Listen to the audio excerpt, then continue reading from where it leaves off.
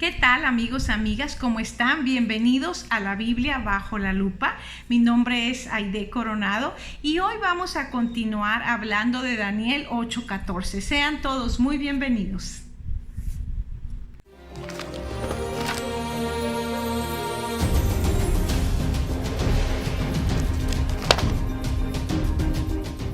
Bueno, pues comencemos sin más preámbulos y vamos a terminar, espero que terminemos, si no el próximo programa, ahora sí va a ser el último. Daniel 8:14 es bastante profundo y quiero sentar bien las bases para que ustedes sigan estudiando.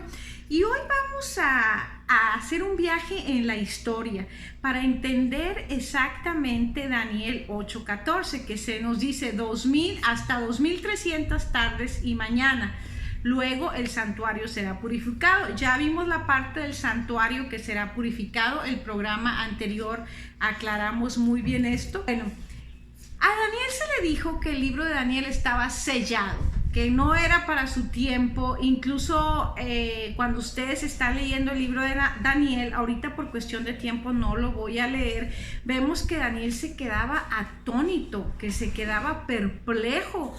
Incluso una parte de Daniel dice que estuvo convaleciente, que no comía, que nomás iba a lo esencial a resolver los asuntos de su trabajo con el rey y ya, porque estaba muy compungido, muy turbado en su mente por todas estas revelaciones que se le fueron aclarando. Pero sí se le dijo que el libro de Daniel estaba sellado para el tiempo del fin. No se le quiso dar mucha más información. Entonces, por muchos años, el libro de Daniel no se entendía. Se trataba de entender, pero no se podía. Y bueno, precisamente así fue. Por mucho tiempo, ese libro pues ni se agarraba porque no se entendía. Pero fíjense que la palabra de Dios es muy precisa y se cumple, y nuestro mejor aliado es la historia, ya lo he dicho. Y entonces nos vamos a ir al año más o menos 1790 y vamos a conocer a una figura que es muy famoso en Chile, se llama Manuel Lacunza. Y Manuel Lacunza fue el primero en entender el libro de Daniel. Manuel Lacunza era un sacerdote católico y por ahí encadenada se encontró una Biblia y empezó a leerla. Y cuando llegó a Daniel, él empezó a entender el libro de Daniel. Y entonces específicamente cuando llegó a Daniel 8:14, él entendió perfectamente el libro de Daniel, esa parte del libro de Daniel, y entonces él entendió exactamente lo que vimos ahora, los reinos, Babilonia, Medo-Persia, Grecia, Roma papal, identificó al cuerno pequeño como el papado, absolutamente todo lo entendió. Entonces él escribió un libro, ese libro se llamó La venida del Mesías en gloria y majestad. ¿Y qué pasó? ¿Por qué tituló él el libro La venida del Mesías en gloria y majestad? Porque entendió, se le abrió el conocimiento, pero Dios nos ha dado el conocimiento, no todo de una sola, porque sería muy abrumador para llevar tanto conocimiento a lo largo de todas las generaciones que ha existido en la humanidad. Entonces aquí Lacunza hubo un detalle que se le perdió. Y en ese momento Dios no se lo aclaró. ¿Por qué? No sabremos por qué, ¿verdad? Hay muchas cosas que les he mencionado que hay que dejar por fe. No somos jueces ni ponernos a decir por qué Dios hizo, por qué Dios no hizo. Pero lo que hizo Lacunza, interpretó, ya les dije exactamente todo, pero cuando llegó él a interpretar y el santuario será purificado, ya vimos que ese versículo automáticamente a dónde te lleva, al santuario. ¿Qué pasaba en el día de la purificación? era cuando el sumo sacerdote entraba, lo que llamaban el Yom Kippur, una vez al año, y hacía la expiación, y era el juicio final para que el pueblo quedara liberado.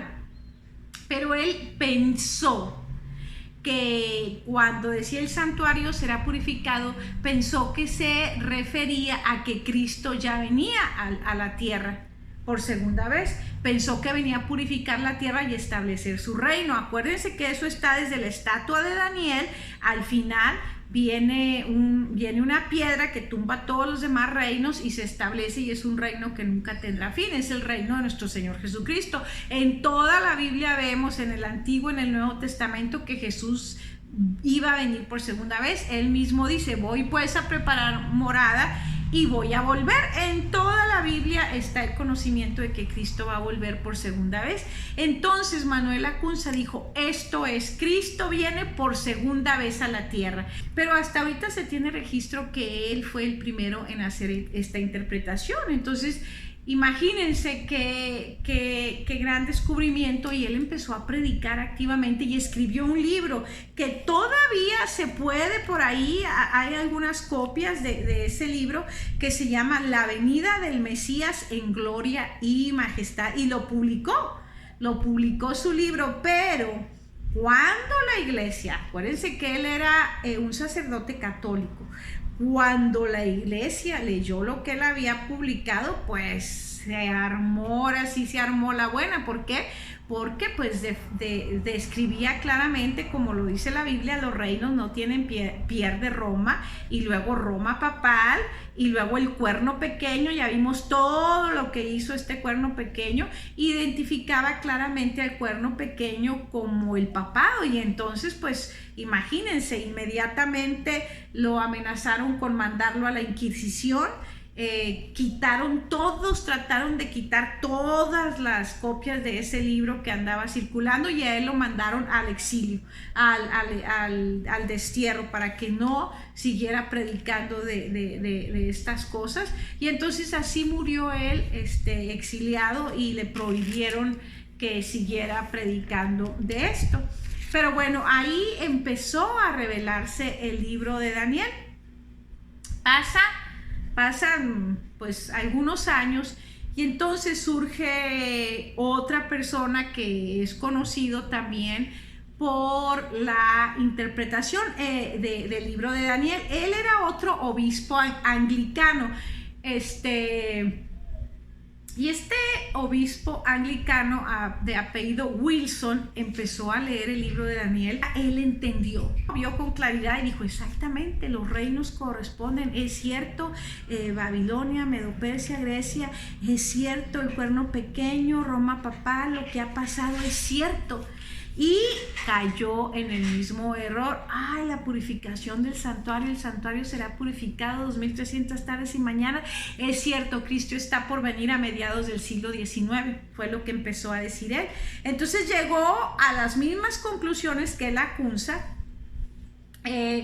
Lacunza más o menos en 1790, este sacerdote más o menos por los 1800. En los 1800 empezaron a pasar cantidad de cosas a nivel mundial. La arqueología tuvo un despertar, se empezaron a hallar descubrimientos arqueológicos increíbles. En los 1800 la ciencia aumentó de una manera, y el libro de Daniel fue abierto en los 1800. Muy interesante, los 1800.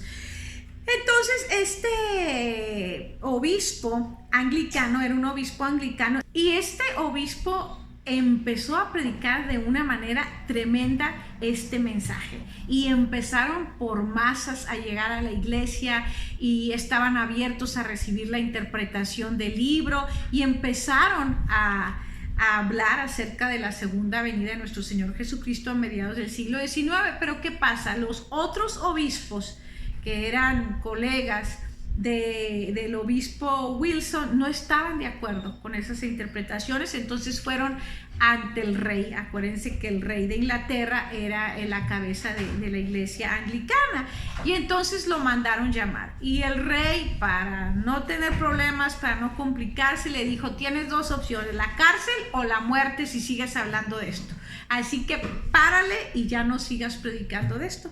Así que aquí fue donde terminó también la predicación de este obispo Wilson acerca de esto, pero era la misma interpretación.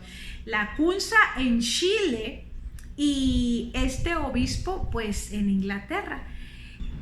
Bueno, entonces, como los designios de Dios se tenían que cumplir y no había libertad de predicar el libro de Daniel abiertamente, tenía Dios que buscar un lugar donde hubiera libertad de expresión total, y eso era Estados Unidos.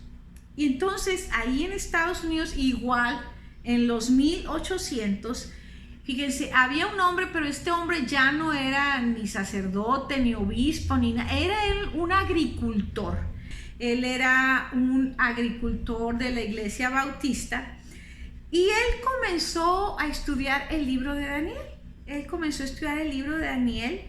Y exactamente llegó a la misma conclusión que la Cunza y que el obispo Wilson en 1818. Exactamente llegó a la misma conclusión, miles de kilómetros de distancia, con algunos años de diferencia, un agricultor. Y entonces Guillermo Miller entendió, atesoró esto, pero dijo: no, yo no lo voy a decir porque yo no soy teólogo, yo soy agricultor, qué esperanzas que yo me atreva a andar diciendo esas cosas.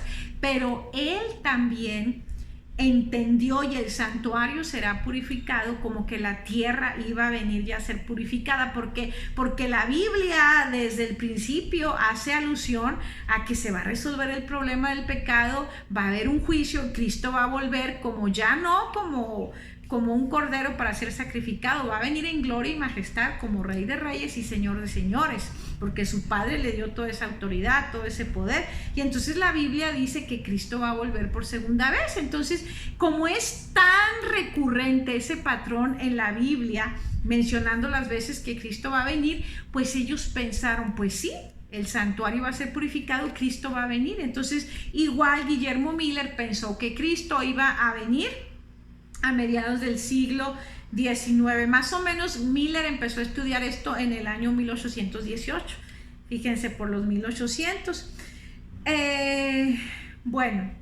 Resulta que pasaron 10 años en los que Guillermo Miller estaba estudiando y tenía pánico ir a decir esto, pero como que había un fuego interno. Decía: esto es algo tan grande y no lo estoy diciendo, y tenía una lucha mental, como todos por ahí hemos tenido algunas veces luchas mentales.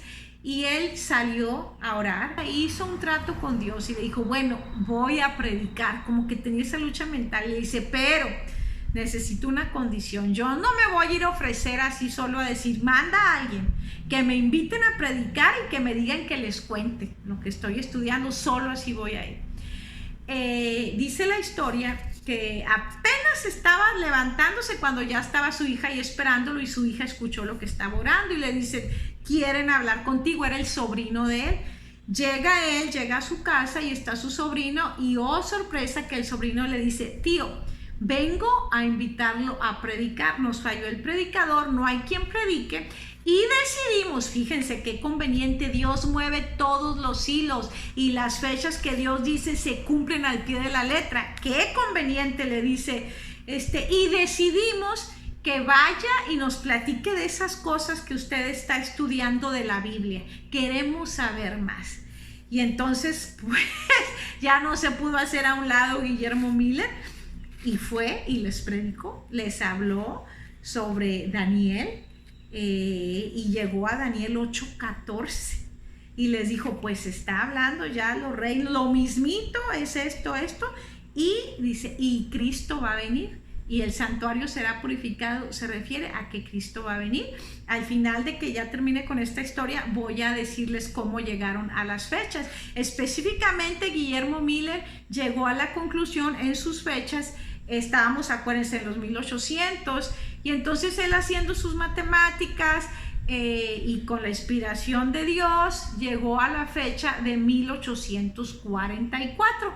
Entonces empezó pues un gran movimiento, porque Guillermo Miller empezó a predicar y empezaba la gente a entender. Decían, uy, sí, cierto, ahora todo nos hace sentido, lo que no entendíamos. Sí, tiene razón Guillermo Miller, y ahora tráiganlo a esta iglesia, y ahora nosotros también queremos saber.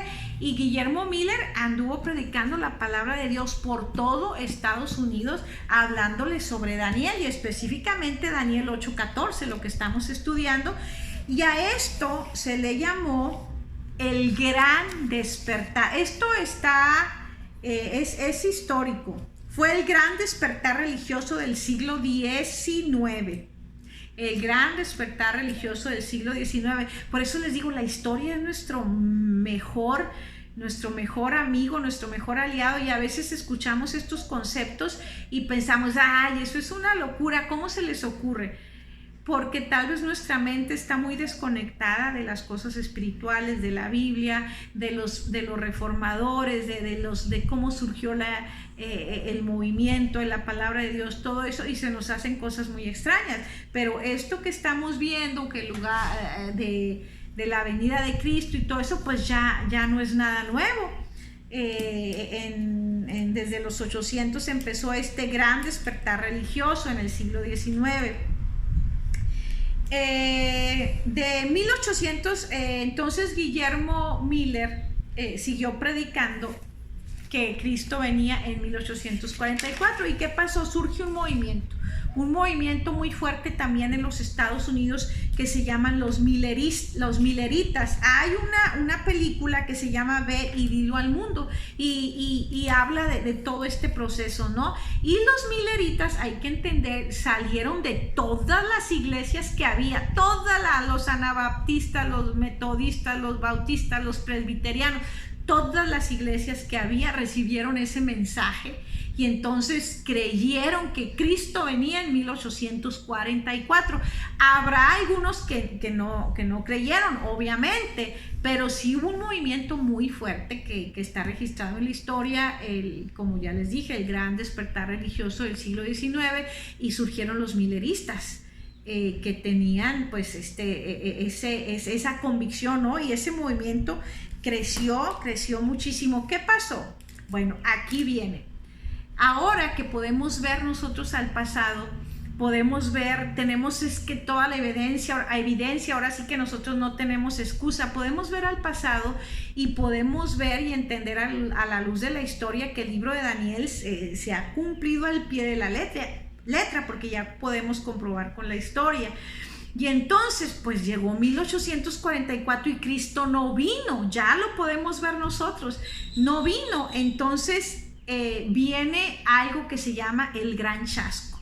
Hubo un chasco pues terrible, ¿no? Porque imagínense, la historia dice que pues si ya estás esperando que venga Cristo, te va a llevar a un lugar donde no hay llanto, ni dolor, ni clamor, ya no te importa nada de aquí. La gente empezó a vender sus tierras, sus casas, para poder tener recursos para seguir predicando que la venida de Cristo estaba inminente.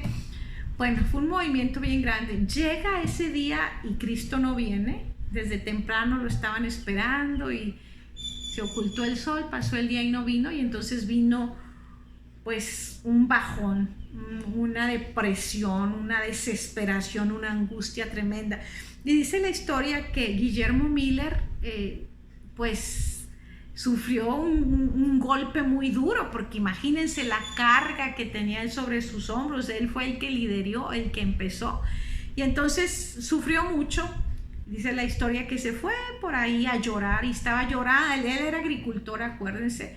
Se fue a un campo por allá y estaba llorando amargamente, derramando su corazón a Dios, y ahí sintió la convicción que tenía que seguir estudiando, que había algún errorcito que le había pasado.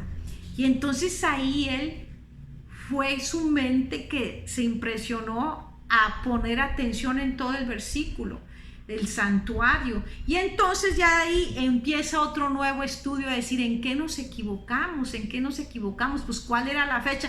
Posteriormente siguieron poniendo algunas fechas cercanas y no venía, entonces dijeron, no, pues que no es la fecha, ¿qué pasó? Y entonces, para no hacer la historia larga, llegaron a la conclusión que se equivocaron en el evento, no en la fecha. Se equivocaron en el evento. Jesús no iba a venir por segunda vez a la tierra. Ya vimos en el programa pasado qué iba a pasar. El versículo es muy claro. El santuario será purificado. Se estaba refiriendo al santuario celestial que Hebreos nos viene explicando. Ya en Hebreos lo escribió Pablo, ya está muy claro lo que pasó.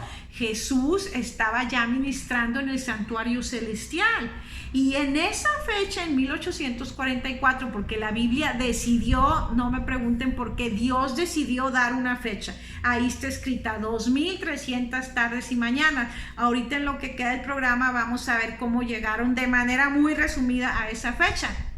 Entonces, Guillermo Miller empezó otra vez a estudiar, se fue al santuario, le hizo clic, pues es que se hacía la purificación del santuario. ¿Y qué pasaba ese día? El día de la expiación, el Yom Kippur, que le llaman. Ok, ese día el sumo sacerdote entra una vez y para siempre. Es que todavía no se había terminado el proceso. ¿Cómo va a venir Jesús si no se ha terminado el proceso que Dios mismo nos dejó en su modelo? Acuérdense que el santuario es una manera de explicarnos el plan de salvación de principio a fin. Y entonces ahí Guillermo Miller entendió, no, pues es que todavía no puede venir porque no hemos llegado al final. Todavía el sacerdote, el sumo sacerdote, no entra en el lugar santísimo. ¿Para qué? Para que entonces los pecados sean borrados y sea el juicio. En ese día tan solemne es el juicio. Y entonces llegaron a la conclusión que habían fallado en el evento, y de ahí entendieron que lo que pasó es que Jesús había pasado del lugar santo al lugar santísimo. Eso fue. Entonces Daniel, déjeme ver que no se me pasara nada. Ok, entonces vamos, aquí terminamos con Daniel 8:14, que nos dice que se le dijo hasta 2300 tardes y mañanas, luego el santuario será purificado. Y si vemos, comparamos, como dijimos en el programa pasado, con Daniel 7, acuérdense que Daniel nomás nos está repitiendo la misma historia. Daniel 7 igual nos describe los reinos, el cuerno pequeño y el juicio.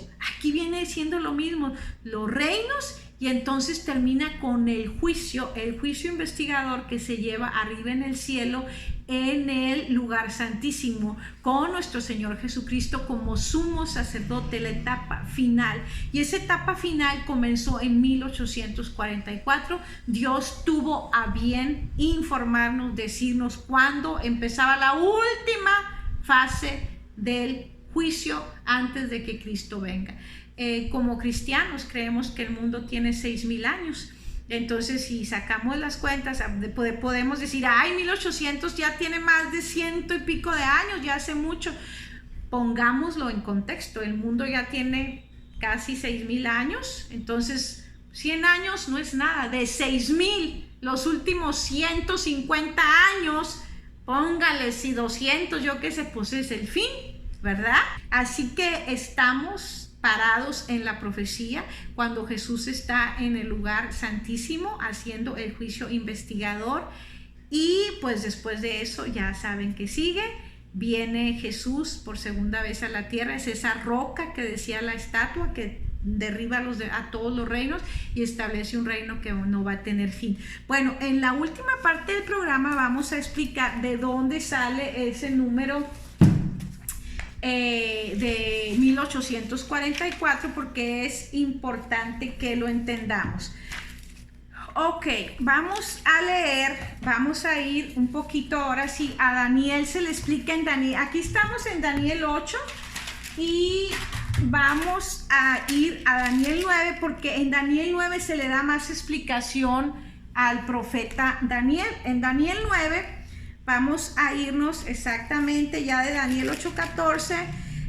nos vamos a saltar, porque se sigue ahí ya hablando de lo más que ya sabemos. Después de Daniel 8:14 se le sigue diciendo a Daniel otra vez los reinos, se le empiezan a repetir, y llega otra vez hasta los romanos, ahí el 25, 26, y se repite la historia, ya se los he dicho. En Daniel 9, Daniel hace una oración por su pueblo, derrama su corazón, estaba turbado. Y entonces, aquí en Daniel 9, al final se le empieza a explicar a Daniel la revelación, y entonces aquí se le viene la explicación de Daniel 8:14, que vamos a empezar desde Daniel 9:23, ¿ok? Dice así: al principio de tus ruegos fue dada la orden, y yo he venido para enseñártela, porque tú eres muy amado. Qué bonito le dijeron a Daniel.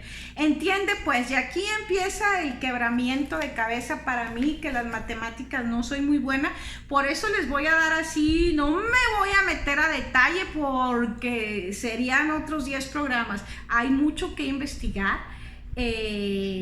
Háganlo y se van a dar cuenta cada vez qué hermosa es la palabra de Dios y qué exacta, pero hay que investigar mucho, hay que entender. A unos nos toma más tiempo, otros lo entienden más rápido.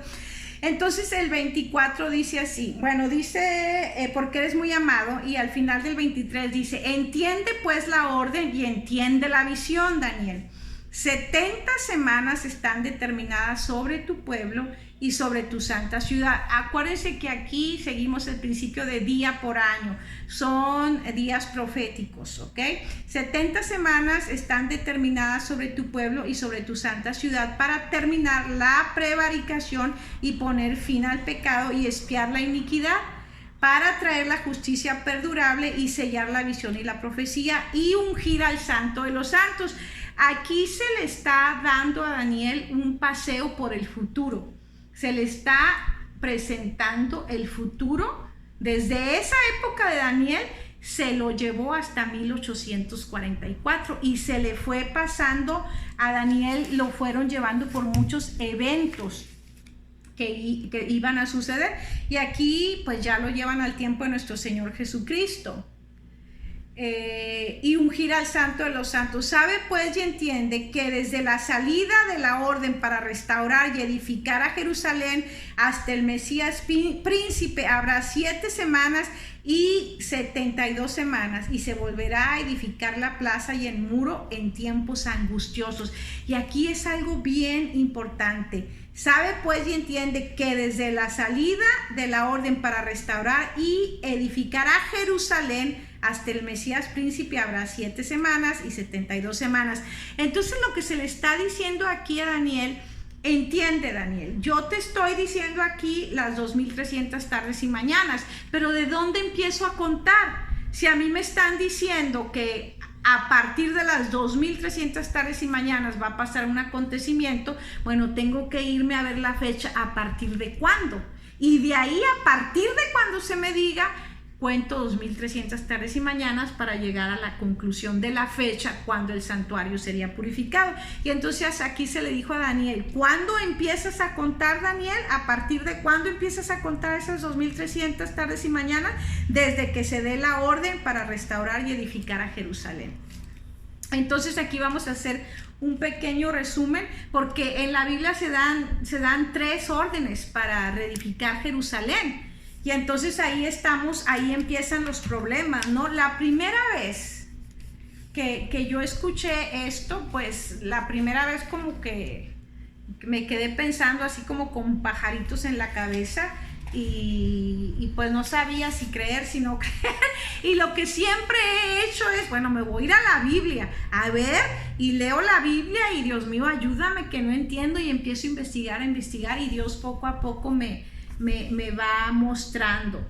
Entonces había ahí 3 edictos que se dio, pero el más claro, el edicto más claro, donde se le da la autorización al pueblo para salir y reconstruir Jerusalén, es el tercero, el tercer edicto, que es el de Artajerjes.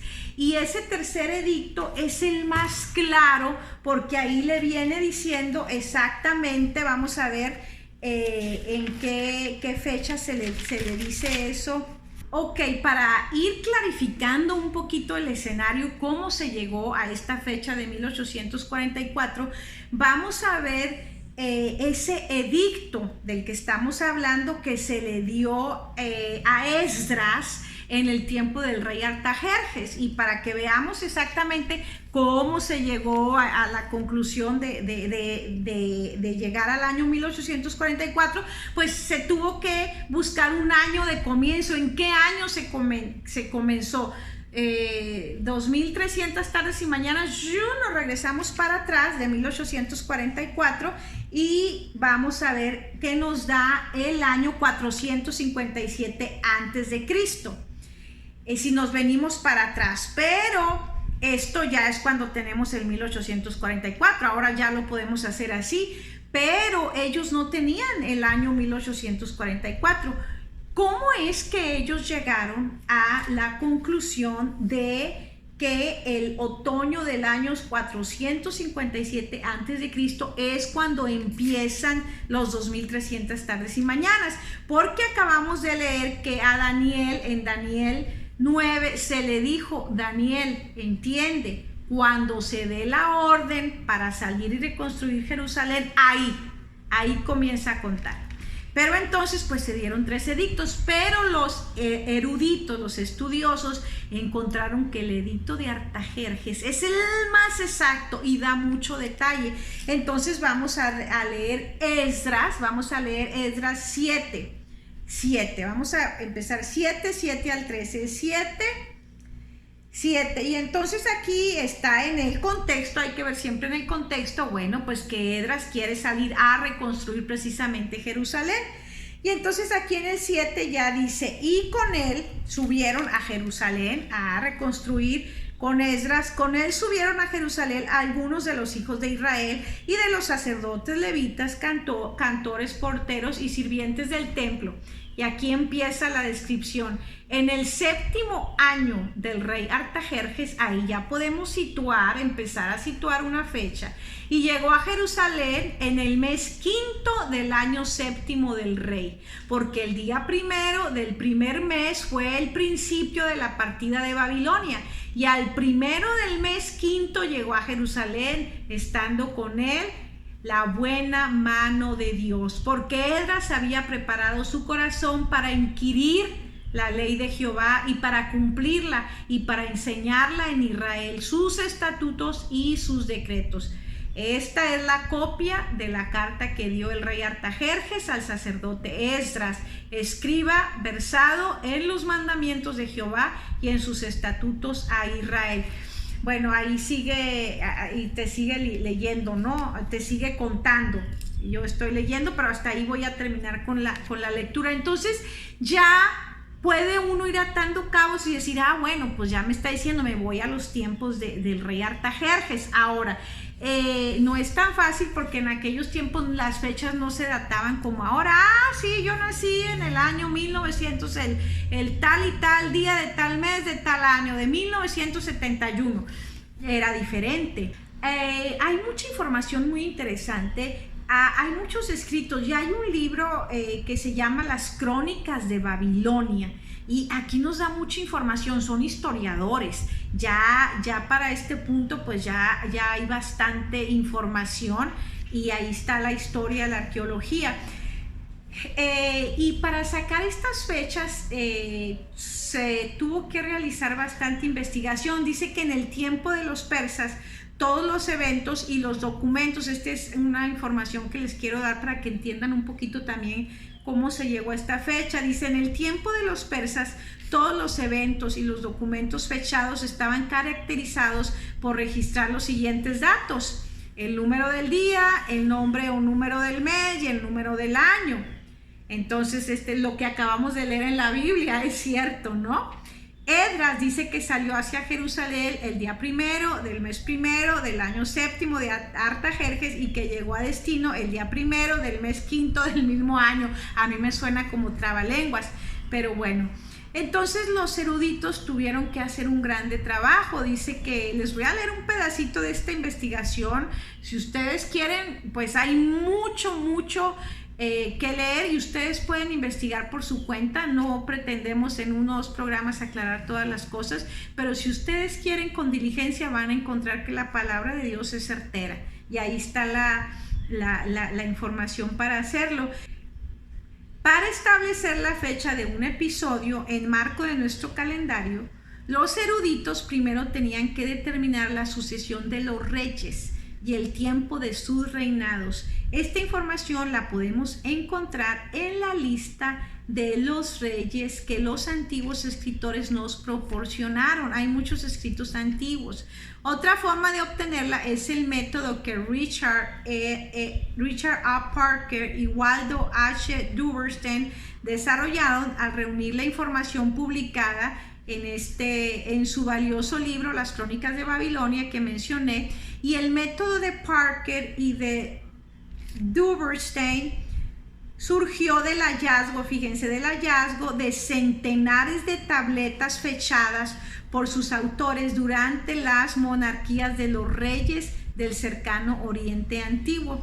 Estos dos investigadores surgieron que se podía llegar a establecer la fecha de los reinados al encontrar 3 o 4 tabletas que llevaran las últimas fechas del reinado de cada monarca y 3 o 4 tabletas con las fechas más tempranas de cada sucesor. Bueno, después de usando este método, pues ellos pudieron establecer fechas, ¿no? Y hay otros escritos que dicen que también tenían en algunas tabletas que se encontraron las fechas de los eclipses. Dice, también se estableció este vínculo de datación por medio de las tabletas que registraban las fechas de los eclipses que ocurrieron en las fechas de aquellos reyes. Entonces, ¿por qué les digo todo esto? Bueno, es que ha sido mucha recopilación de información para comprobar y corroborar que las fechas a la que se llegó del año 457 es una fecha correcta, donde se le está diciendo a Daniel, a partir de que se deje al pueblo salir a reconstruir Jerusalén, a partir de ahí empieza a contar. Y entonces eso nos lleva al año 457. El rey Artajerjes es cuando da ese edicto.